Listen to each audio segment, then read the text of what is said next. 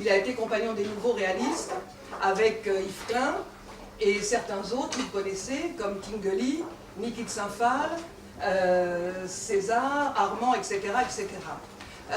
Ce groupe, comme vous le savez aussi, a été constitué autour d'un critique d'art très très important qui s'appelle Pierre Restany, qui nous a quittés il n'y a pas très longtemps d'ailleurs, et qui a été vraiment un des axes, si ce n'est l'axe fondateur, avec Yves Klein, de ce qu'on a appelé le nouveau réalisme, et donc de cette mouvance qui était un petit peu en résonance avec ce qui se passait aux États-Unis à l'époque, et dont on a parlé également.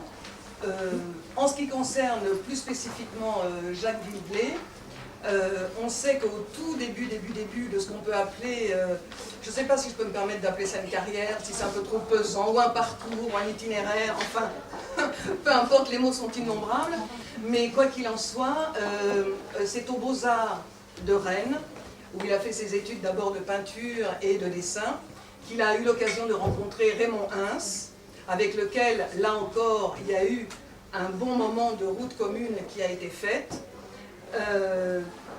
Bon, un petit peu sous, comment dire,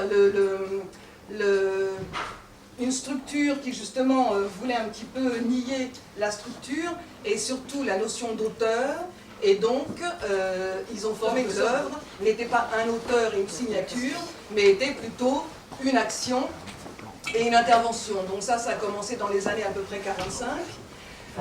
Ensuite, il y a eu un petit cheminement et qui a abouti à finalement les premiers gestes de lacération, d'appropriation, de lacération, pas de n'importe quoi ou n'importe qui surtout, mais les lacérations d'affiches.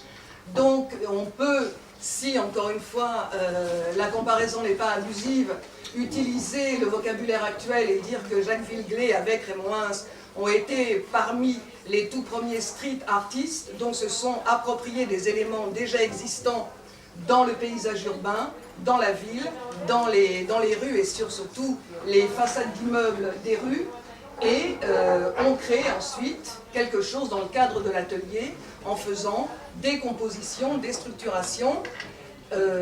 Ça, on le verra un petit peu plus tard, grâce à quelques visuels que j'ai ramenés, que je vais vous projeter, mais uniquement à titre de, comment dit-on, pour repointer un petit peu ce que nous savons déjà et pour ne pas alourdir justement le propos.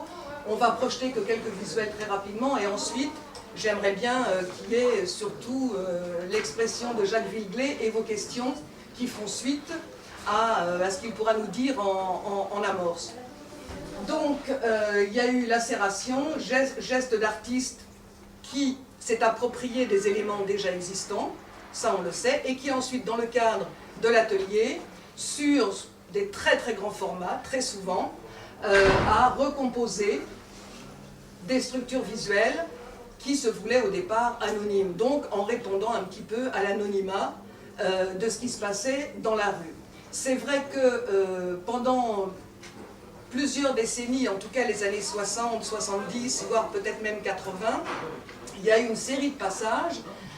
C'est vrai que par exemple le cinéma était très très très important. On avait la nouvelle vague à un moment donné, qui a été ultra présente sur la scène, non seulement française mais internationale, et qui accordait beaucoup d'importance aux affiches cinématographiques, affiches qui en tant que telles étaient déjà comme un condensé et l'emblème de ce que le film pouvait être. Et c'est vrai que Jacques Villeglé a été très intéressé par ces affiches-là, notamment, mais pas seulement, évidemment. Ensuite, il y a eu bien sûr le fameux mai 68, où là, l'explosion tous azimuts, vraiment, ça a été un feu d'artifice de ce mouvement-là, de production d'affiches, les ateliers de gravure, de litho, de n'importe quoi se sont ouverts, je veux dire, à foison. Il y a eu vraiment une embellie, une explosion, et encore une fois, partout où il était possible d'en avoir. Et donc c'est vrai qu'à ce moment-là, il y a eu de nouveau un geste d'appropriation, de récupération, donc d'abord de restructuration, de choix et ensuite de réintroduction dans le cadre de l'atelier sur une surface, en général marouflée, sur toile la plupart du temps, et donc toujours encore des formats assez importants. Il y a eu également une sorte d'abécédaire dont toute une série de signes un petit peu, je ne sais pas comment les appeler, mais disons les symboles. Donc là, on a une première œuvre qui s'appelle Carrefour Sèvres-Montparnasse, qui est relativement récente par rapport au début que je signalais tout à l'heure, puisqu'elle date de 1961. Vous avez un petit peu les dimensions en tête? Ça doit faire 7 mètres de long et 3 mètres et 20 cm de haut environ.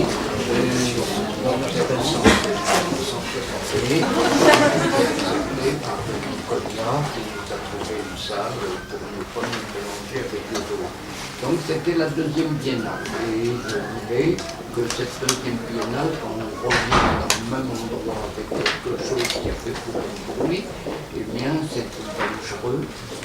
Et donc je voulais avoir quelque chose qui ressemble le plus possible à vraiment une palissade qui est dans la rue, c'est-à-dire l'avoir en entrée, ne pas choisir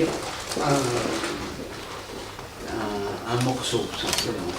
Donc là, j'ai eu de la chance, parce que je n'ai pas choisi, j'ai pris tout roulé, j'ai déroulé et j'ai collé le plus possible tel que c'était dans la rue.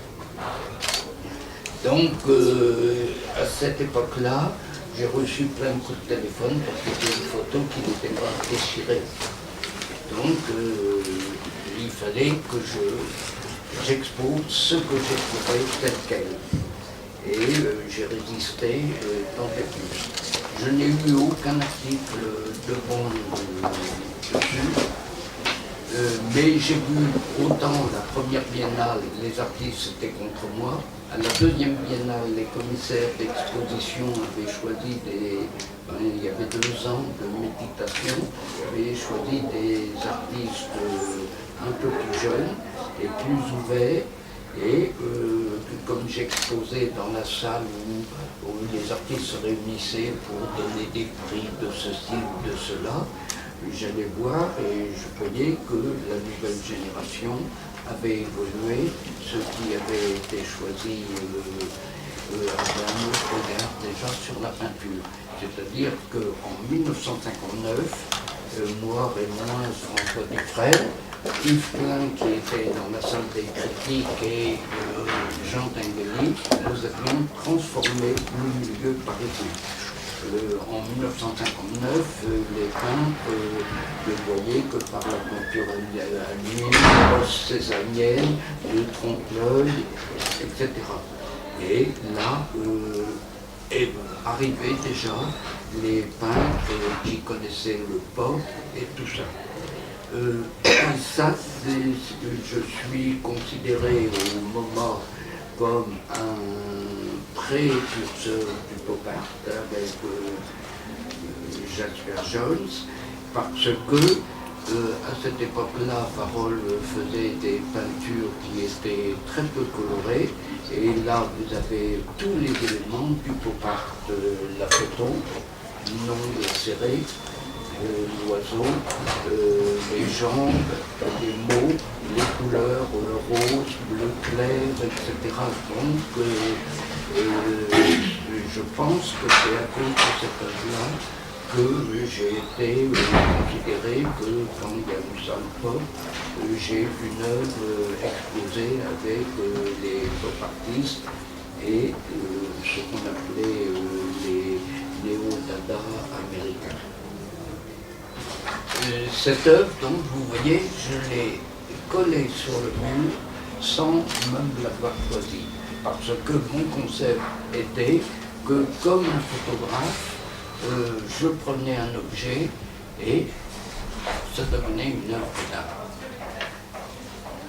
Donc l'anonymat, vous parlez d'anonymat, et l'anonymat est venu, ça c'est date de 61, j'ai créé le lacéré anonyme, qui est un personnage comme le juif errant, imaginaire, qui réunit tous les lacérateurs